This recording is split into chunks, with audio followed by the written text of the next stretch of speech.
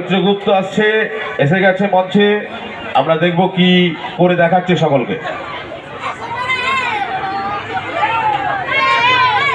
স্বচ্ছ ভারত অভিযান করছে, মানে এই ভারতবর্ষকে স্বচ্ছ করতে হবে, এখানে ওখানে নোংরা ফেলা যাবে না। সেই সিনটা অরিত্র গুপ্ত সেই সিনটা করছে। নোংরা ফেলে গেল, এখনো সিন বাকি আছে।